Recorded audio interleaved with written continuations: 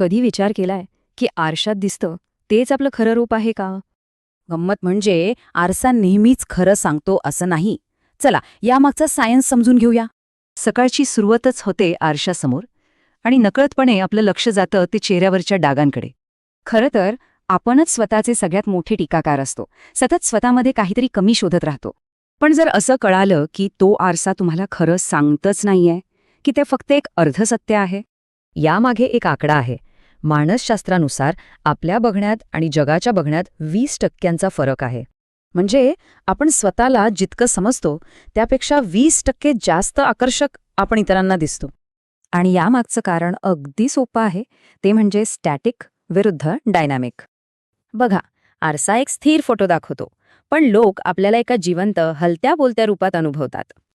आपलं हसणं, आपली देहबोली, आपला आवाज या सगळ्या गोष्टी मिळून आपलं व्यक्तिमत्व तयार होतं. याला सायंटिफिक आधारसुद्धा आहे. याला म्हणतात द फ्रोझन फेस इफेक्ट. या रिसर्चमध्ये असं दिसलं की लोक फोटोपेक्षा व्हिडिओमधल्या व्यक्तीला जास्त आकर्षक मानतात. विशेषतः भारतीय मानसिकतेत सौंदर्य या शब्दाभोवती एक प्रकारचा न्यूनगंड असतो. एका सर्व्हेनुसार तब्बल 90% भारतीय महिला आरशात फक्त स्वतःमधल्या कमतरता पाहतात.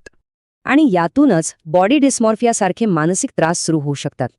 तर मग या विचारातून बाहेर पडून स्वतःवर प्रेम कसं करायचं? 3 सोप्या गोष्टी करता येतील. 1. स्वतःकडे त्रयस्थपणे बघा. 2. मनमोकळा हसा. आणि 3. कौतुक स्वीकारा. एक गोष्ट लक्षात ठेवायला हवी. आरसा फक्त शरीर दाखवतो, पण जग आपलं संपूर्ण व्यक्तिमत्व अनुभवतं. म्हणजेच आपण फक्त एक चेहरा नाही, तर इतरांसाठी एक सुंदर अनुभव असतो. हां, तर हे आहे केवळ मनाचा खेळ.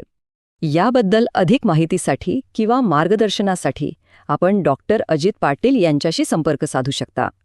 परीस फाउंडेशनच्या या सादरीकरणात सहभागी झाल्याबद्दल धन्यवाद. स्वतःवर प्रेम करायला विसरू नका.